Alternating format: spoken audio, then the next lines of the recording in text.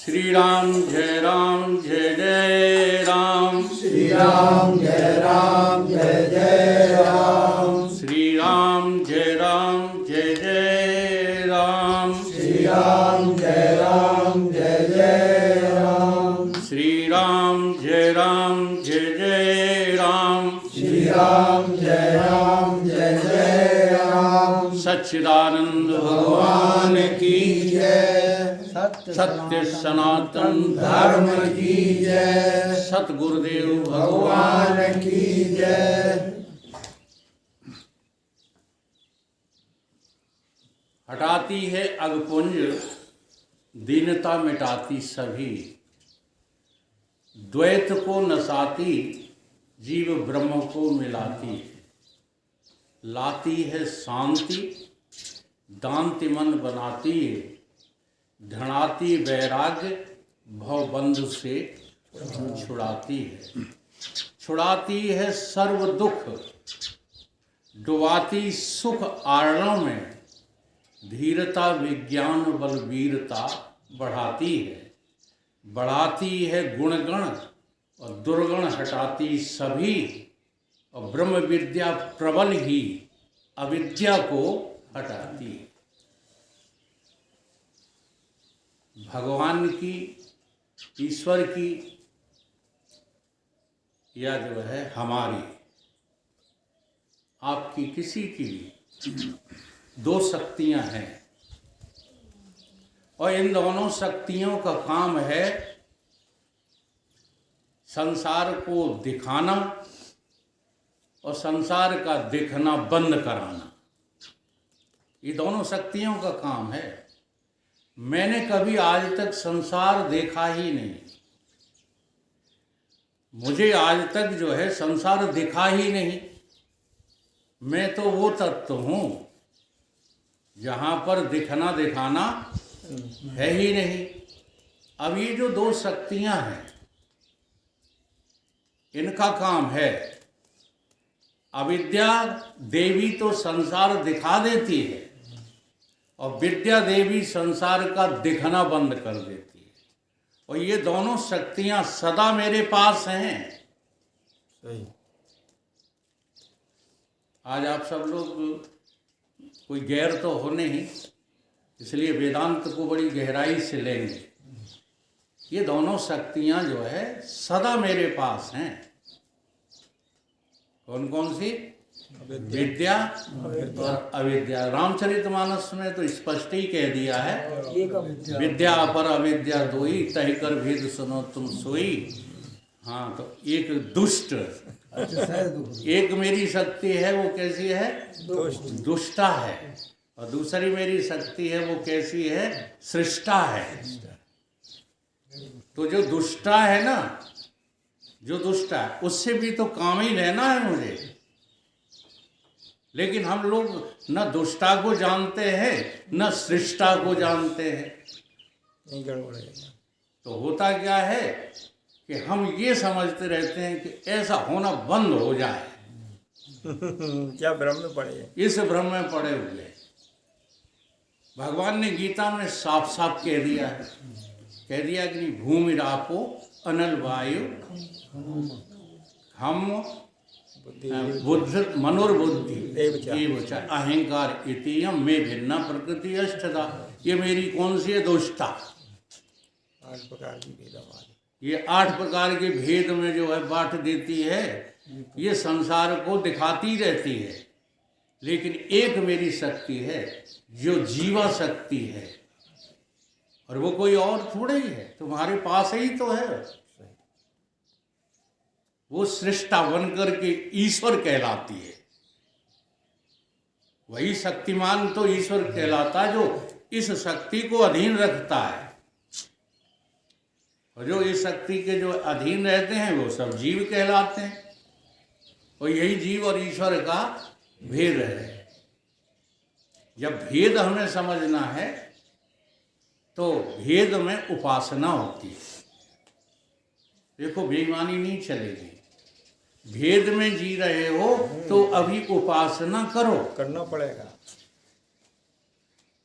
क्रिया में जी रहे हो तो अभी निष्काम कर्म करो। तो ये सब हम कुछ करते नहीं हैं। वेदांत भाषा को याद करके फिर ज्ञानी बन जाना वो ठीक बात नहीं है। कर्म जो है त्याग दिए, ब्रह्म अभी पाया नहीं, कर्म दिए छिटकाए। ब्रह्म पा गए क्या? जैसे अभी सन्यासी जी ने जो है ब्रह्म ही, देखो गलत ना बोला करो मंच से विजयानंद जी, इसलिए तो कहते हैं अकेले में भी आया करो कभी कभी हमारे पास। ब्रह्म एव इदम सर्वम, ये शब्द है। आत्मम, आत्मा एव, आत्मा एव। भले ही तुम संस्कृत ना पढ़ो, लेकिन जब तुम मंच से गलत शब्दों का उच्चारण करोगे तो सामने बैठे हुए विद्वान ये कहेंगे कि ये कैसे सन्यासी है। पहले हिंदी बोलो। जी हाँ, हिंदी बोलो। वो बात ये शब्द नहीं पकड़ में आ रहा है तो उससे मत बोलो, इसका अर्थ बताए देते हैं तो बिल्कुल आपको क्लियर हो जाएगा बोलने में भी। आत्मा एव, आत्मा ही, एव का मतलब ही, आत्मा ही, आत्मा एव इदम।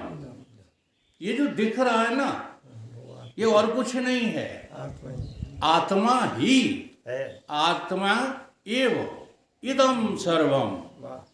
ये जो कुछ है सब आत्मा ही है, सब ब्रह्म ही है, सब हम ही हैं। अहम एव, अहम एव इदम सर्वम। जो कुछ है, जो कुछ है सब हम ही हैं। तुम, हाँ, तुम एव इदम सर्वम। एक ही बात, एक अक्षर समझ लो ना, यानी कितने वाक्य बोल सकते हो आप। तुम ही तुम हो, तुम ही तुम हो, कोई दूसरा है ही नहीं। तो आज जो है बात करेंगे शक्तियों की, और उन्हीं शक्तियों की उपासना का ये नवरात्रि का जो त्योहार है वो चल रहा है।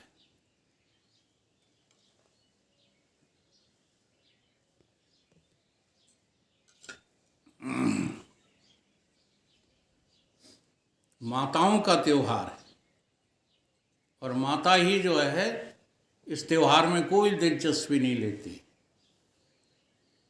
केवल लोटा भर लेंगी और मंदिर को भाग करके पहुंचेंगी, वहाँ लड़का मांगेंगी, बिटियाँ मांगेंगी, फलान मांगेंगी, ढीका मांगेंगी। इस त्योहार को मनाकर हमें समझना क्या है, उसमें किसी को दिलचस्पी नहीं है। इसलिए महाराज जी को आज लगा होगा कि नव दुर्गों में ऐसा उवाच करें, ऐसा स्टेटमेंट दें कि लोगों की आंखें खुले, क्योंकि अब ज़्यादा तो बोलते नहीं हैं। आँख खोल करके जो है समझो, तैयारी नहीं है तुम्हारी भगवान की तरफ चलने की। जब तैयारी नहीं होती है ना, तभी हम जो है आडंबरों में फंस जाते हैं, दुकानदारों के चक्कर में आ जाते हैं।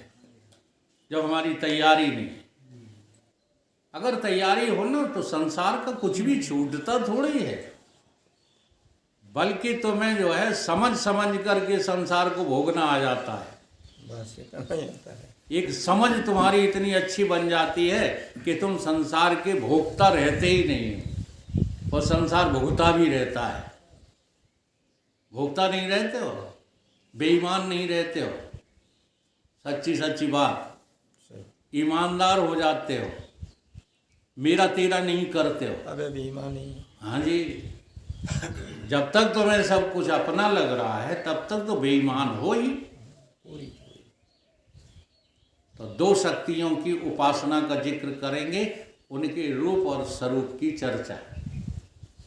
एक शक्ति का नाम है दुर्गा, एक शक्ति का नाम है काली।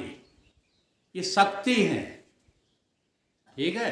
जब इनके बारे में कहा जाता है कि ये सब कुछ है, तो यही बात यहाँ पर जो है लगा दो, दुर्गा एव इदम सर्वम, लग जाएगा, काली एव इदम सर्वम।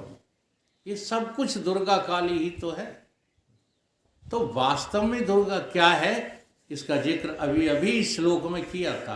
अष्टभुजाधारी, वो यही भुजाएं हैं जिनका अभी जिक्र कर रहे हैं। हाँ, ये भुजा लो 8 वाली। भूमिरापो अनल वायु, ये भुजा, ये 8 भुजाएं हैं इसकी।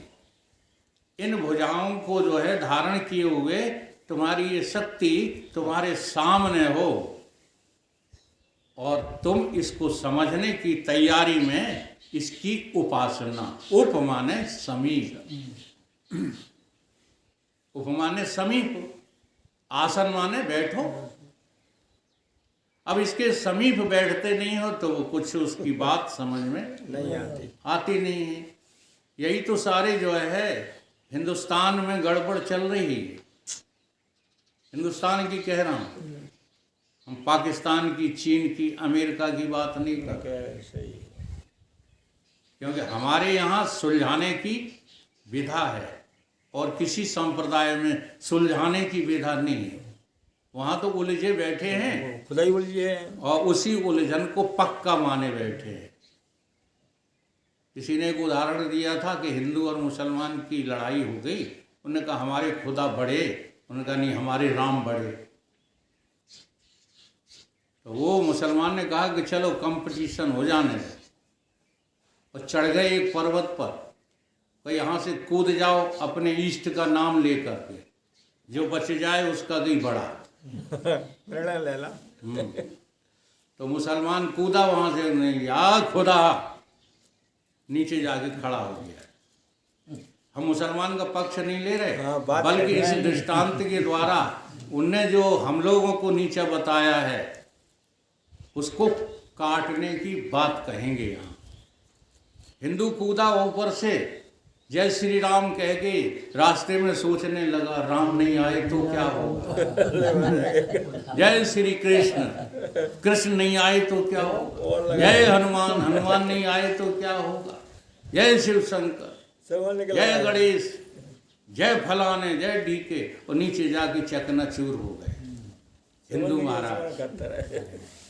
तो मुसलमान कहते हैं कि हमारा जो है संप्रदाय ठीक ठीक समझ रखता है, लेकिन नहीं, सदगुरुदेव भगवान कहते हैं कि तुम्हारा संप्रदाय तो एक अड़ियल टट्टू की तरह खुदा पे खड़ा रह गया है। हम नाम और रूप भिन्न भिन्न जो है देखते हैं, उनका हम क्या लेते हैं, आनंद लेते हैं, परंतु हम ये जानते हैं कि एको देवो सर्वभूतेषु, ये मुझे पता है। तुम खुदा को एक कहते हो, लेकिन तुम्हें खुदा का पता बता नहीं, कुछ नहीं है। इसलिए तुम जिहाद करते हो, और हमें पता है, इसलिए हम जो है किसी को अहिंसा परमो धर्म, किसी को मारने की कभी सोचते नहीं। ये फर्क है हिंदू और मुसलमान। तो हम उपासना कर रहे हैं दुर्गा की, और दुर्गा को जानते नहीं, तो फिर उपासना होगी क्या? नहीं होगी।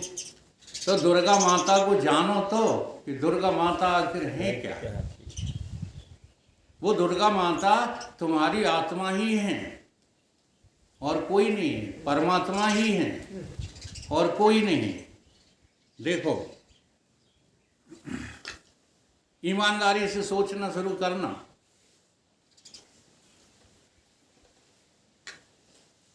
माता बड़ी के जो है बाप, माँ बड़ा के बाप। अब ये देखो भेद किसने डाला है। अब यहाँ पर जो है भेदवादियों ने कहा कि माँ बड़ी है, हाँ माँ बड़ी है, बाप छोटा है। तो उन्होंने कहा कैसे? कि देखो माँ कहने में मुंह खुलता है, माँ खुलता है, बाप कहने में मुंह बंद हो जाता है। कि जो तुम्हारा मुंह बंद कर दे वो तो बाप, और जिसके सामने तेरा मुंह खुल जाए वो माँ। तो तुम्हें मुंह खोलना ज़्यादा पसंद है, बोलो, कि मुंह बंद रखना? है क्या पसंद है। अब एक कहेंगे कि मुझे तो मुंह खोलना जो है अच्छा लगता है, और माँ ही ऐसी एक जो है स्थिति है जो अपनी संतान का मुंह खोल देती है। उसके सामने तुम कुछ भी बकते रहो, सब क्षम है, लेकिन बाप के सामने तुम एक अपशब्द नहीं बोल सकते, वो मुंह बंद कर देता है। अब यहाँ बड़े छोटे का सवाल रखोगे तो कुछ भी बात समझ में नहीं आएगी। क्यों? क्योंकि कुबड़ छोट कहत अपराधु, सुन गुण भेद समझे हैं साधु। साधु समझता है कि ये भेद व्यवहारिक है, नहीं तो जो माता है वही तो पिता है। अब कहाँ सूत्र है? तुम यहाँ भी देखो एव, हाँ इस सूत्र में भी। अब वो द्वैतवादी क्या कहते हैं कि देखो माता को बड़ा रखा है ना, इसलिए सबसे पहला शब्द त्वमेव माता। तो ये सब जो है क्या है, वकालत है। कोई जो है एक तत्व की बात को समझाना नहीं चाहता, समझा ही नहीं है, समझाएगा क्या? सही। ये श्लोक इसलिए नहीं है, ये तो एक तत्व का निरूपण है। त्वमेव, यहाँ कहा जा रहा है तुम ही माता हो, पिता तुम ही पिता हो। तुम शब्द तो मुझके लिए संबोधित होता है। नहीं, मुझके लिए नहीं होता, तुम के लिए होता। तुम सेकंड पर्सन है। ज्यादा दिमाग जगदीश मत लगाया करो, तुम असल में जो है व्याकरण में ज्यादा घुस जाते हो।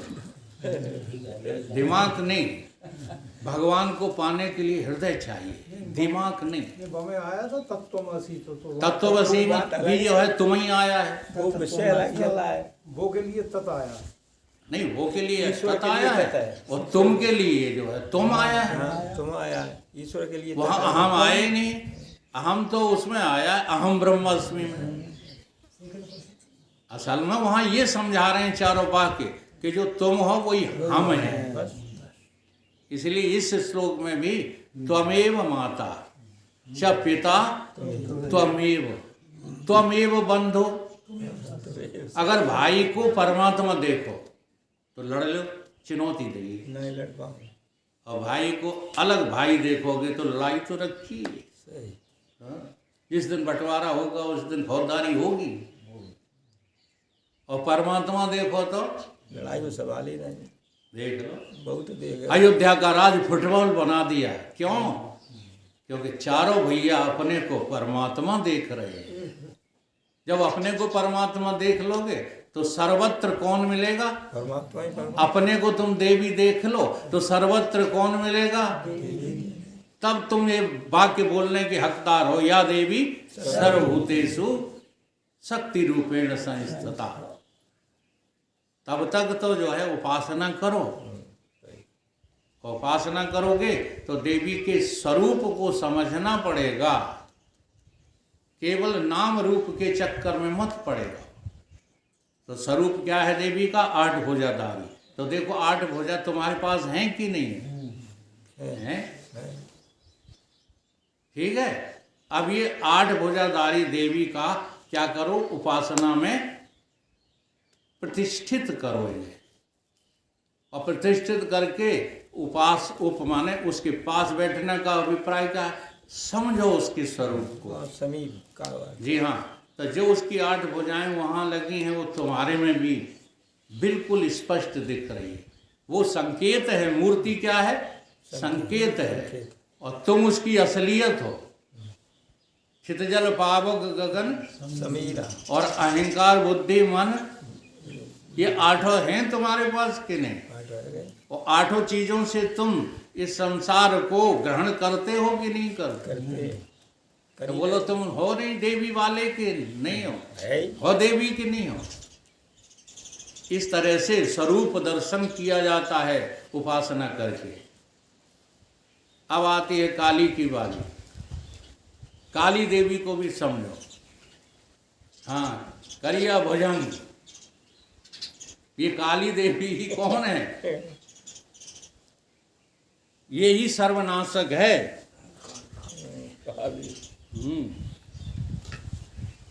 इसकी कथा आती है दुर्गा सप्तशती में। हम तो जब कभी कथाएं जो है पढ़ते हैं और थोड़ी थोड़ी याद रहती हैं। हाँ तो भाई थोड़ा ही काम। हाँ, A to Z जो है हमको याद रहती नहीं है। तो इसकी कथा मैंने पढ़ी है कि अंबिका नामक जो है एक पर्वत था, उसमें अम्बा देवी जो है वास करती थी। ठीक है, तो वहाँ पर एक राक्षस पैदा हुआ 2 भाइयों सहित, शुंभ और निशुंभ। तो शुंभ और निशुंभ सारे संसार को भोगना चाहते थे। एक दिन उनके मंत्री चंड मुचंड नाम था, जन चंड और मुचंड, इसीलिए वो चामुंडा देवी बोली जाती है ना, शिव पुराण में भी है। चंड और मुचंड, हाँ ये दोनों जो है सेनापति। हाँ, उस पर्वत पर जो है गए। माताओ सुनो सुनो, ये बाहर की कथा नहीं, तुम ही हो वे चंड मुचंडा। चंडी देवी आप ही हो, उसका अनुभव करो। अनुभव तभी होगा जब सत्संग करोगी। 4 जनी बैठी हो सत्संग में, वहाँ गांव में जो है भीड़ लग जाती। उसकी भी वजह बता दे। उसकी वजह क्या है? सुविधा। कटाई। हाँ जी, नहीं ये बातें सब ठीक हैं, वो तो हाँ में हाँ मिलाना है। परमात्मा के लिए तुम भेजे गए हो संसार में कि कटाई के लिए? हम बस इतने ही बुरे हैं। तो समय है? निकालना चाहिए। निकालना नहीं चाहिए, सारा समय देना चाहिए। जो समय बचे वो केवल तुम्हारी मजबूरी है। ईश्वर डाल दी मोगरा हालई को परा। ईश्वर ने जो मोगरा डाल दिए भूख के प्यास के, ये पड़े हैं मोगरा। तो जब भूख लगेगी ना तो काम करना पड़ेगा, अपने आप करना पड़ेगा। लेकिन तुमने काम को लक्ष्य बना लिया है और राम को छोड़ दिया है। ये पक्षपात बाबा लोग भी जब करते हैं तो हमको बहुत बुरा लगता है। बाबा होकर तो ये कहो केवल भजन के लिए जन्मे हो, तुम्हारा जन्म व्यर्थ जा रहा है काम काज में। कहीं नहीं लिखा, गोस्वामी जी ने भारत लिखा है, काम काज कीन्हे बिना मोहि कहाँ विश्राम। राम काज लिखा है। नहीं, झूठ बोलते हो तुम। सारी दुनिया में सिद्ध हो रहा, काम काज कीन्हे बिना। काम काज के लिए 2 भैया नहीं आए सोमवार ने सोमवार सत्संग में। कह देना जाकर के हम चुगली तो करते नहीं किसी। एक शुंभ एक निशुंभ, रण सिंह और अभिलाष, और है 250 कथा सुना रहे हैं। समझ में आ रही कुछ बात?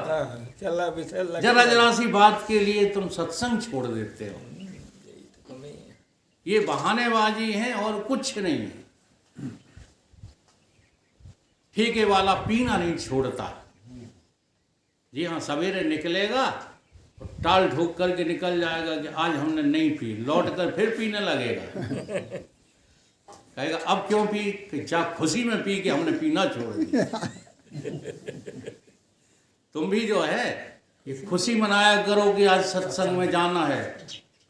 सुबह सुबह बन जाती हैं वृत्तियां। जैसे ही जगते हो तैसे ही वृत्ति बन जाती काम की और राम की। कि राम काज करना है या काम काज करना है।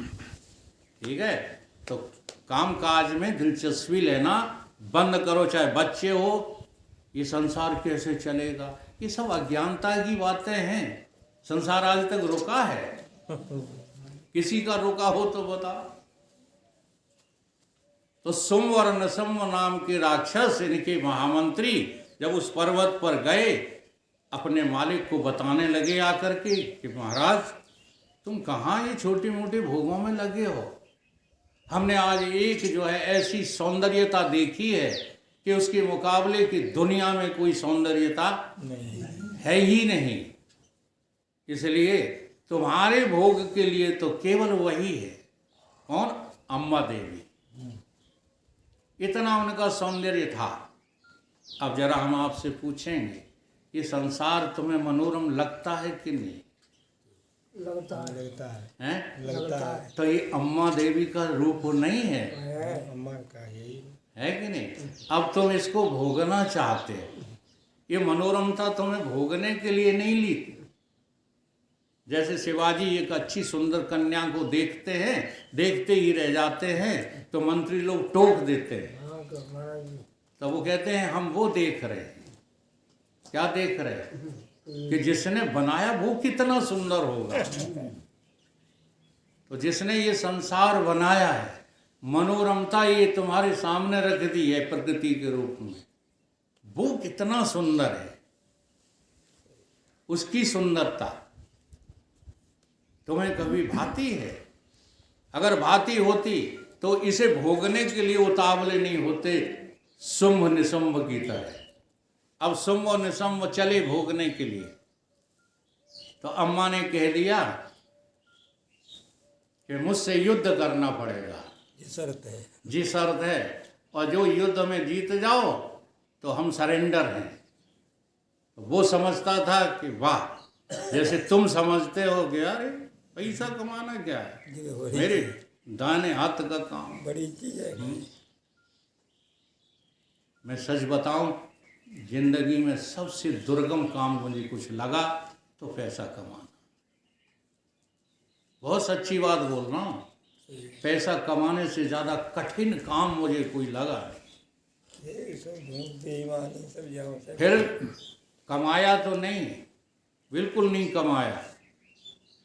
कहीं सामने आ भी जाता है तो इसका भोगना मुझे उससे भी ज़्यादा कठिन लगता है। लेकिन मैं देख रहा हूँ सहज में लोगों ने कमा के रख लिया और सहज में भोग भोग भोग। अभी समझते नहीं आप लोग भोग किसको कहते हैं, नहीं समझते हो। जैसे आपको हम उदाहरण देते हैं, हम ये नहीं कहते हैं कि तुम आज ही भिखारी बन जाओ।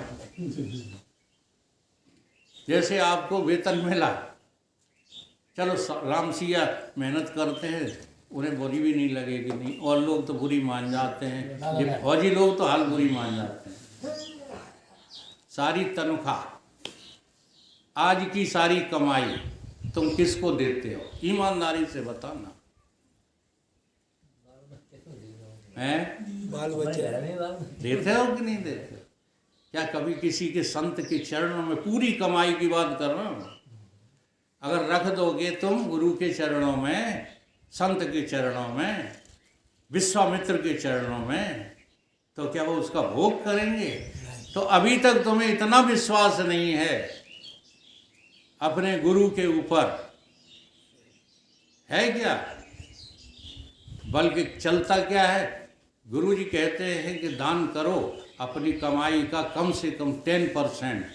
तुम गुरु की बात को काट देते हो, 1% बहुत है। ठीक है, तो कहाँ उलझे हैं हम? शुंभ और निशुंभ की तरह इस प्रकृति को हम भोगना चाहते हैं, इसको तोड़ना फोड़ना चाहते हैं। ये सांकेतिक कथाएं होती हैं, कथा तो सब हमारी ही है, किसी और की कथा है ही नहीं। तो फिर ये देवी क्या करती है? शुंभ और निशुंभ का नाश कर देती है, इनका वध कर देती है। और हम लोगों का क्या हो जाता है भोगते भोगते? भाई बदो तो बता दो, भोगो न भोगता, यहाँ याद करके बोल लेते हो, पालन क्यों नहीं करते? भोगो न भोगता, बहु में भोगता। भोग हमें ज्यादा नहीं बोलना, ज्यादा तुम ही बोलते रहो। भोगों ने क्या किया है? हमें भोग दिया। नहीं, जैसे ही नहीं रही बात, तब फिर क्यों लगे हो भोगों में? सही हैं? हमने तो सुन नहीं पाई भाई साहब की बैराग की बात, नहीं आज ही बैराग ले लेते। क्यों भोगना नहीं छोड़ते हो? बताओ। तुमको लगता है कि ये भी हमारी तरह बातें सुनाते हैं, तो साथ रह के देख लो, ठीक है? और कहीं ना रह के देख लो, चलो इसी आश्रम पे रहते हैं, 1 महीना 2 महीना 3 महीना, जिसको भोग त्याग चढ़ा हो आज, तब उसकी बात कर रहा हो। सही रहो। और नहीं तो ईमानदारी से तुम स्वीकार करो, भोगी हो, अभी योगी नहीं हो। सही है। जी हाँ, ये सत्संग है, ये कोई बतसंग नहीं है। तो तुम्हारा ही स्वरूप है कौन?